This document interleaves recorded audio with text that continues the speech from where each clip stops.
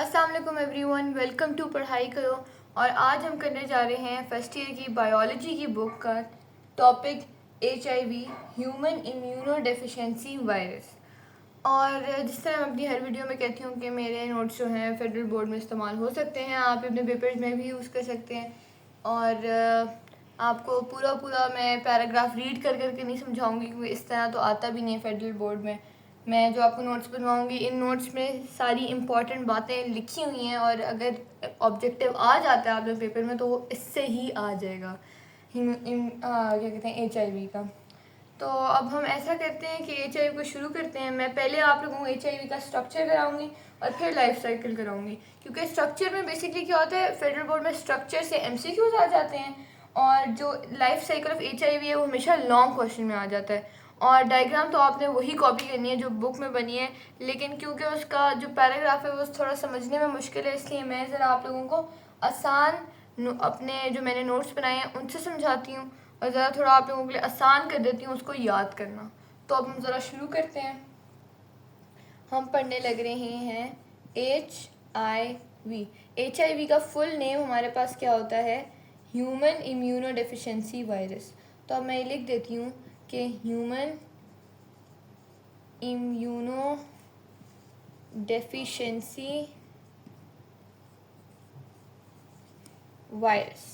ठीक हो गया। अब होता क्या है, इसका जो स्ट्रक्चर है उसको हम ज़रा डिस्कस कर लेते हैं। द स्ट्रक्चर, नीचे हम स्ट्रक्चर डिस्कस करने जा रहे हैं।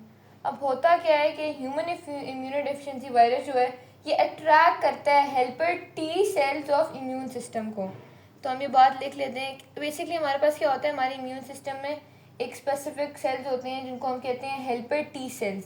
अब ह्यूमन इम्यूनो डेफिशिएंसी अट्रैक्ट ही करता है हेल्पर T सेल्स पे।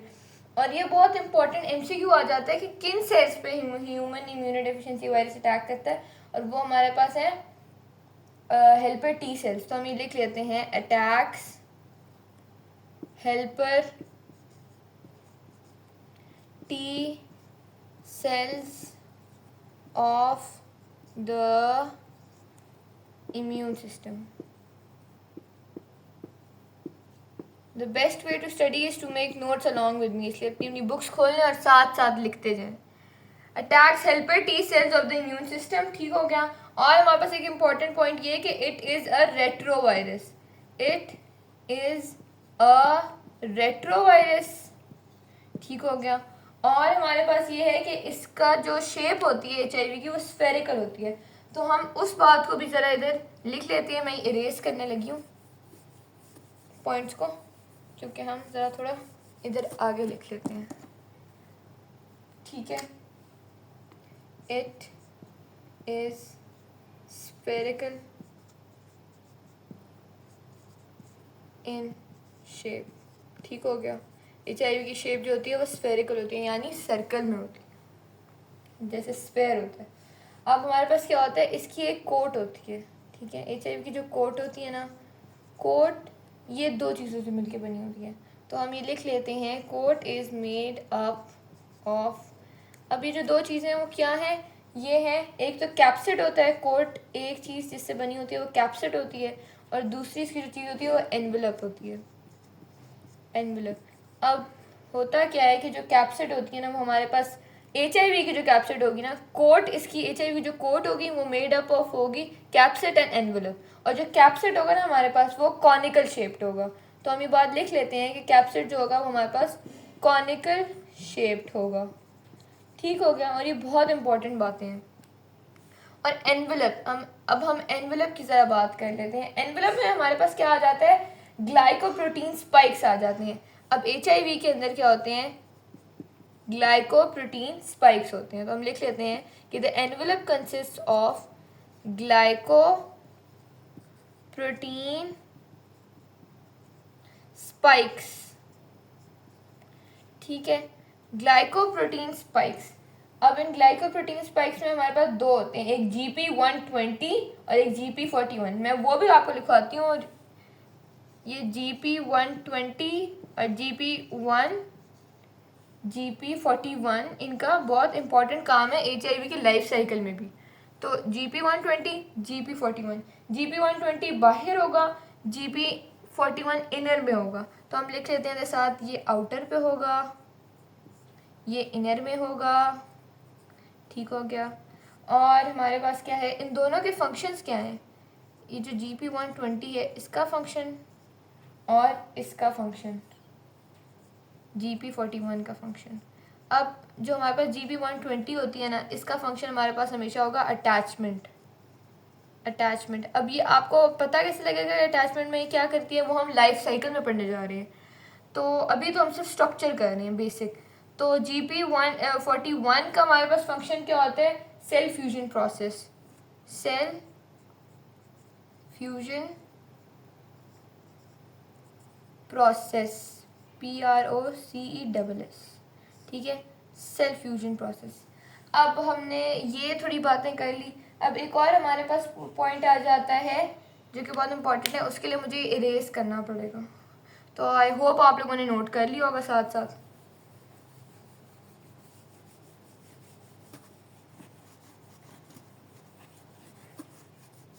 ठीक है, अब हमारे पास क्या होता है, एक हमारे पास क्या होती है लेयर, जो होती है द लेयर, जो मैंने आप लोगों के साथ कैप्सिड और एनवेलप को डिस्कस किया था, उन दोनों के बीच में एक हमारे पास लेयर होती है, और वो जो लेयर होगी ना, वो मेड अप ऑफ होगी मैट्रिक्स प्रोटीन। तो ये एक बहुत इंपॉर्टेंट पॉइंट है कि the layer between capsid and envelope is made up of matrix protein, ठीक हो गया। अब हमारे पास जो HIV होता है ना, उसके अंदर प्रोटीन्स होते हैं यानी इंजाइम्स होते हैं, और वो कितने इंजाइम्स होते हैं, हमारे पास 3 होते हैं। तो हम ज़रा उन तीनों के नाम लिख लेते हैं और उनका फंक्शन भी साथ डिस्कस कर लेते हैं।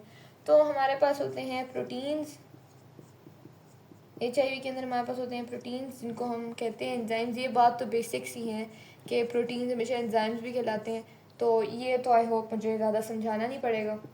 पहला हमारे पास आ जाता है प्रोटीएस। हम जब लाइफ साइकिल आगे पढ़ेंगे हमें इनके फंक्शन नज़र भी आ रहे होंगे कहीं पर। अभी हम सिर्फ स्ट्रक्चर में बता रहे हैं कि इनका सिंपल फंक्शन क्या है। प्रोटीएस क्या है, ये क्या करता है, वर्क्स ऑन प्रोटीन। नाम से पता लग रहा है प्रोटीएस, प्रो यानी वर्क्स ऑन प्रोटीन। अभी प्रोटीन पे हमारे पास क्या वर्क करता है ये भी मैं बता देती हूँ। ये क्या करता है, ब्रेक करता है, it breaks large protein units into smaller, यानी जो लार्ज प्रोटीन होंगे ना उनको छोटों में तोड़ देगा। ये इसका ये काम है इस एंजाइम का। तो हम लिख लेते हैं breaks large protein units into smaller units, ठीक है। मैं यूनिट नहीं आगे लिख रही हूँ, आप समझ जाए, बस आगे स्मॉलर या लिख देती हूँ यूनिट्स, ठीक हो गया। अगला एंजाइम हमारे पास है इंटीग्रेस, इंटीग्रेस, इंटीग्रेस,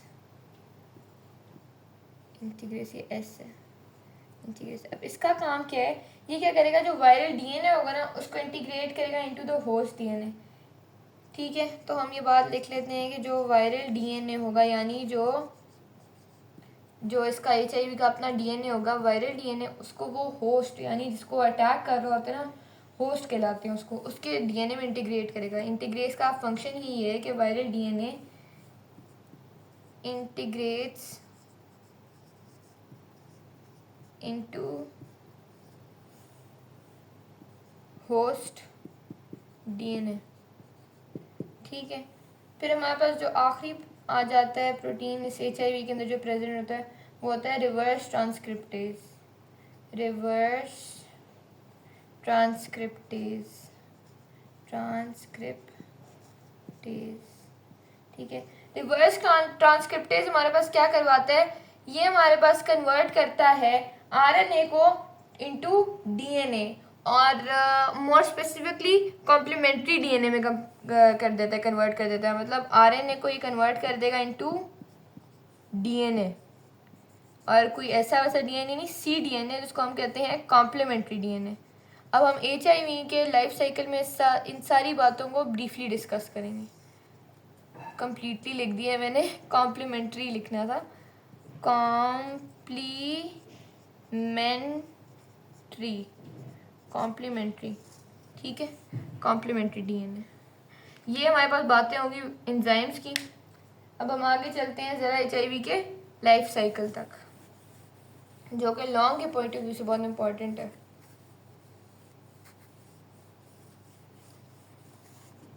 अब हम करते हैं the life cycle of HIV, ठीक है। तो लाइफ साइकिल ऑफ HIV के मैंने 7 स्टेप्स बना के रखे हुए हैं।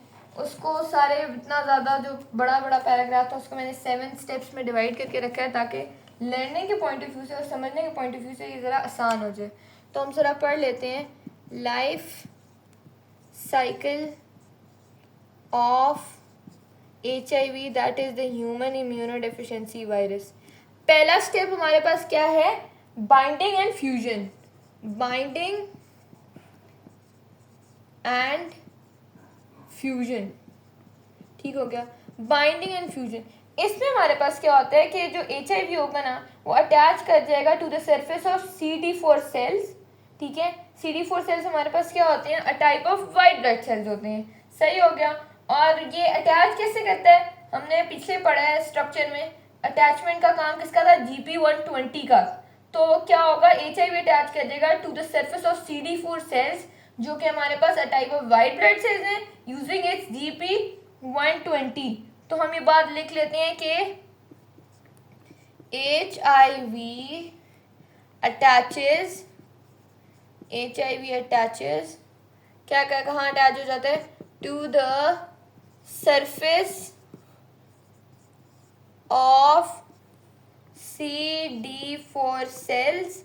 और आप लोगों को समझने की आसानी के लिए मैं साथ ब्रैकेट में लिख भी देती हूँ कि ये क्या होते हैं? A type of white blood cells, ठीक है। Attaches to the surface of CD4 cells, a type of white blood cells, using its GP120, ठीक हो गया। ये हमारे पास हो गया।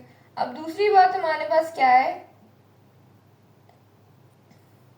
वो ये है कि जो हमारे पास जो GP120 होता था ना, वो बाइंड करता था टू CD4 रिसेप्टर्स, एंड जो CD4 रिसेप्टर्स थे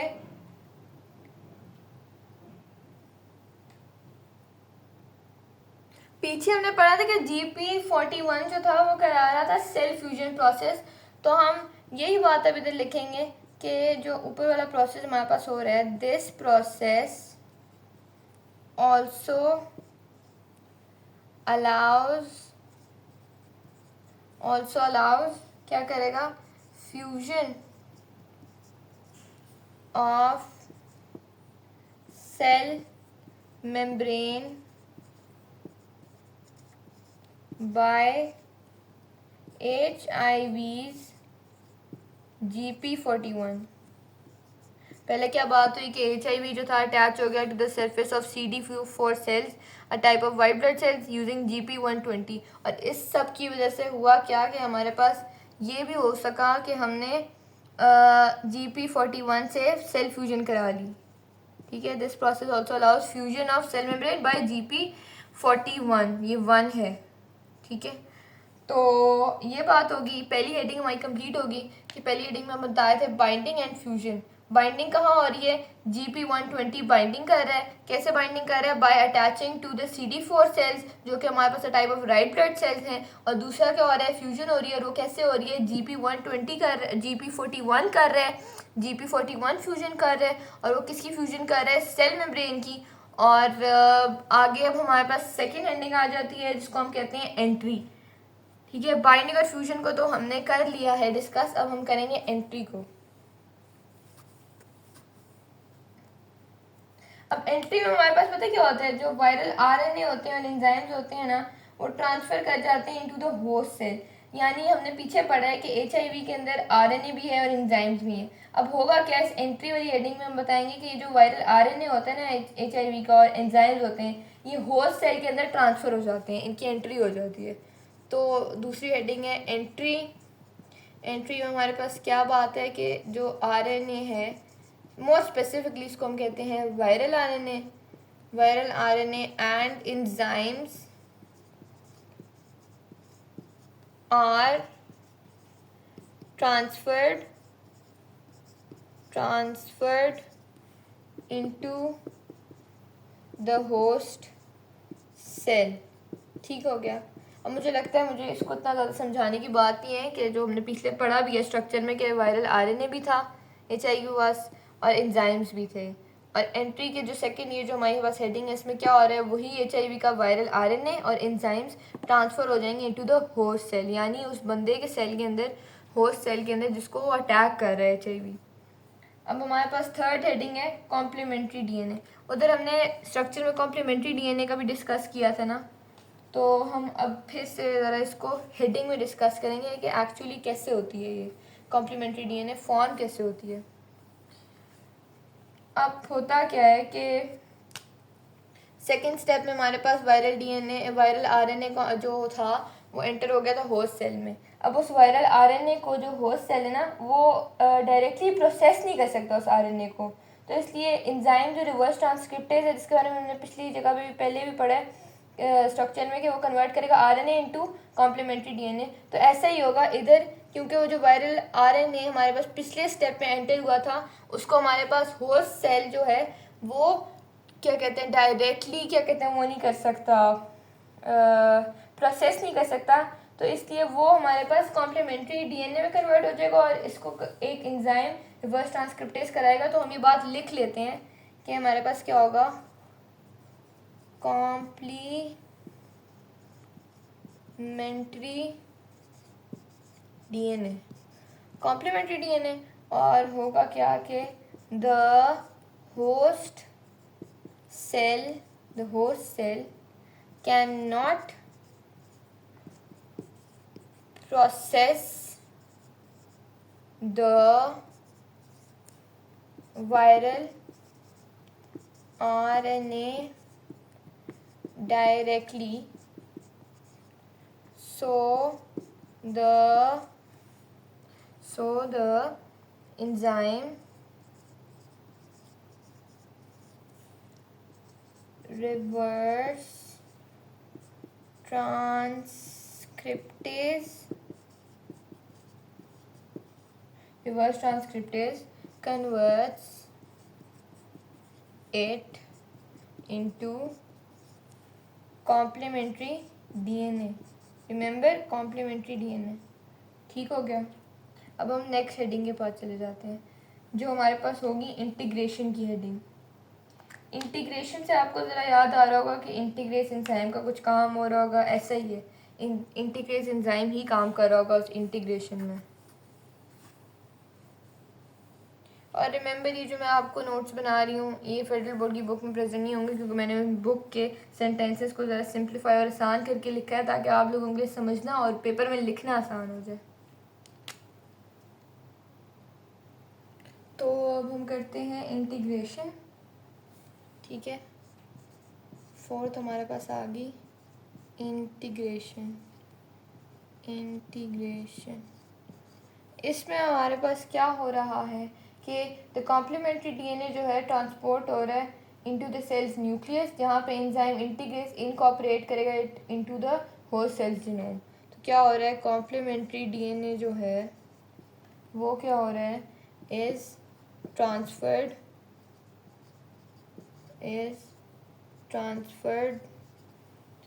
into the cells nucleus।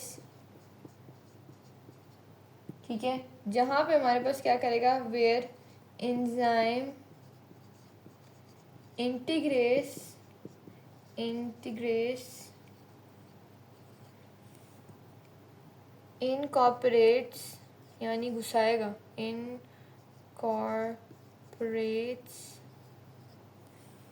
it into the host cells genome। ठीक है, होते हैं। क्या बात हुई कि जो कॉम्प्लीमेंट्री डीएनए है वो ट्रांसफ़र होगा इनटू द सेल्स न्यूक्लियस। पहले ये ट्रांसफ़र होकर जाएगा सेल के न्यूक्लियस में, जहाँ पे एक एंजाइम प्रेजेंट होगा इंटीग्रेस। और इंटीग्रेस क्या करेगा, इसको इनकॉर्पोरेट करेगा यानी घुसा देगा into the host cells genome, क्योंकि ताकि वो कंट्रोल कर सके फिर होस्ट सेल को कंट्रोल करने के लिए हमें ज़ाहिर है उसके जीनोम में घुसने की ज़रूरत है ना। तो इसके बाद हमारे पास जो नेक्स्ट हेडिंग है वो है रेप्लिकेशन की। 5th हेडिंग है इसके बाद हमारे पास रेप्लिकेशन की।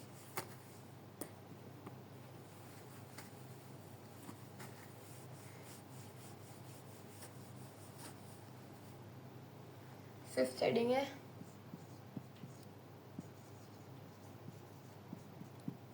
रेप्लिकेशन। ठीक है, रेप्लिकेशन हो गया।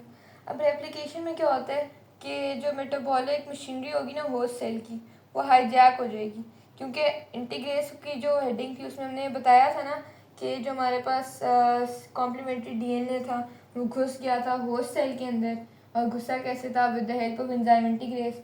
तो अब रेप्लिकेशन की हेडिंग में हम ये बता रहे हैं कि जो इस वजह से क्या होगा कि जो मेटाबॉलिक मशीनरी होगी ना होस्ट की, वो हाईजैक हो जाएगी, और वो हाईजैक होकर प्रोड्यूस करने लग जाएगी आरएनए, एचआईवी और प्रोटीन्स, जो कि हमारे पास बहुत असेंशियल होंगी for the new virus.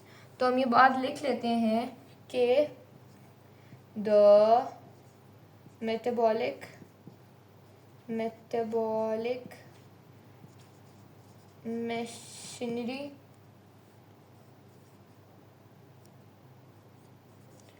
of host cell is hijacked to produce RNA और क्या बताया था, एचआईवी और एंड प्रोटीन्स, जो कि हमारे पास क्यों बनाई जाती हैं, क्योंकि ये एसेंशियल होती हैं for the new virus, which are essential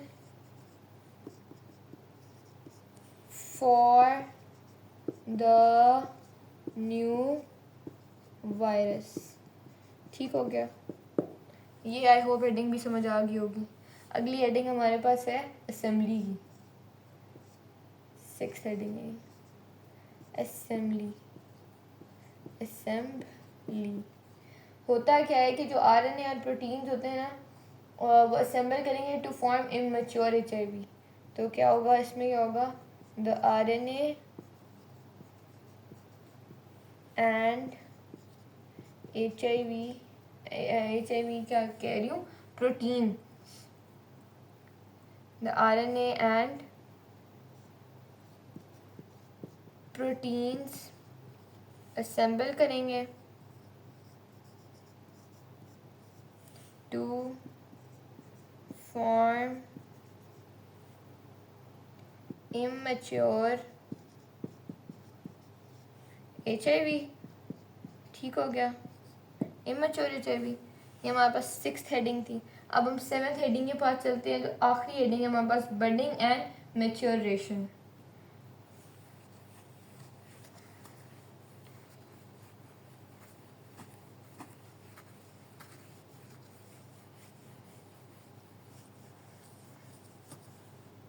ठीक हो गया, 7th है हमारे पास बडिंग एंड मैच्योरेशन। अब इसमें हमारे पास क्या होता है कि द इमैच्योर एचआईवी जो हमारे पास पिछले स्टेप में फॉर्म हुआ था, द इमैच्योर एचआईवी, वो क्या करेगा, बर्ड ऑफ हो जाएगा फ्रॉम द होस्ट सेल। तो हम ये बात लिख लेते हैं, birds of the host cells. ठीक है, the immature HIV birds of the host cells.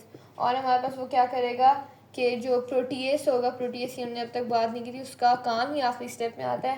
Protease क्या करेगा, ब्रेक करेगा लार्ज प्रोटीन यूनिट्स को इनटू स्मॉलर यूनिट्स। ये मेरा को लिखना आप लोगों को ज़रूरी नहीं है, लेकिन मैं आप लोगों की समझ के लिए लिख रही हूँ इनटू स्मॉलर यूनिट्स। ठीक हो गया। और जो हमारे पास आखिरी इसका पॉइंट है वो ये है कि जो मेच्योर HIV होगा फॉर्म हो जाएगा और इन्फेक्शनस पार्टिकल्स भी हमारे पास फॉर्म हो जाएंगे HIV के। तो हम लिख लेते हैं कि मेच्योर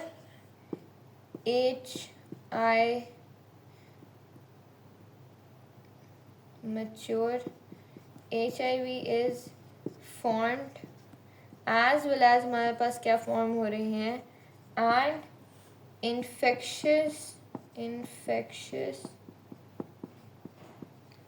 HIV particles। अब मेरा आखिरी कंप्लीट हो गया स्टेप। मैंने बताया कि बडिंग एंड मेच्योरेशन हो रही है। इसमें द इमेच्योर HIV पहले क्या होता है, बड ऑफ कर जाएगा फ्रॉम द होस्ट सेल, ये यू है, ठीक है, बड ऑफ कर जाएगा ऑफ द होस्ट सेल। फिर क्या होगा, प्रोटीएस एंजाइम जो होगा वो ब्रेक करेगा लार्ज प्रोटीन यूनिट्स को इनटू स्मॉलर यूनिट्स, और जो मेच्योर HIV होगा वो फॉर्म हो जाएगा। और मेच्योर HIV के साथ साथ हमारे पास इन्फेक्शस यानी इन्फेक्शन कराने वाले HIV पार्टिकल्स भी फॉर्म हो जाएंगे। तो हमारे पास HIV का कंप्लीट टॉपिक कंप्लीट हो चुका है। हमने इसका स्ट्रक्चर भी डिस्कस किया और हमने इसका लाइफ साइकिल जो बोर्ड के पॉइंट ऑफ व्यू बहुत इंपॉर्टेंट क्वेश्चन हम वो भी कर चुके हैं डिस्कस। तो आई होप कि आपको समझ आ जाएगा। और प्लीज़ मैं आप लोगों को कह रही हूँ कि आप लोगों को बुक के रट्टे लगाने की कोई ज़रूरत नहीं है, क्योंकि फेडरल बोर्ड जो है वो इससे लो बेस्ड है। आप ये जो नोट्स मैंने आप लोगों को सिंप्लीफाई करके लिखवाए हैं आप ये भी लिख सकते हैं। और अगर आप इनके साथ जो है इनकी जो डायग्राम है लाइफ साइकिल की वो बुक से साथ पेपर में लिखें तो ज़्यादा बेनिफिशियल है, क्यों, और फिर आपके फुल मार्क्स जो है बोर्ड में सेक्शन C में पक्के हैं। तो आई होप आप लोग ऐसे ही करेंगे इंशाल्लाह। वीडियो अच्छी लगी हो तो प्लीज़ मेरी वीडियो को लाइक करें और सब्सक्राइब भी करें, क्योंकि ये लाइक और आप लोगों का सब्सक्राइब मेरे लिए इतना मायने रखता है कि ये मुझे मोटिवेट करता है कि मैं और भी आप लोगों के लिए वीडियोस बनाऊं, ताकि आप लोगों को पूरी किताब नहीं पढ़नी पड़े और बस आप टॉपिक समझें और नोट्स बनाएं जो आपके लिए आसान हो याद करने और समझने, और आप लोगों के लिए पेपर में भी आसानी हो। तो बहुत शुक्रिया आप सबका देखने के लिए। मिलते हैं अगली वीडियो में। अल्लाह हाफ़िज़।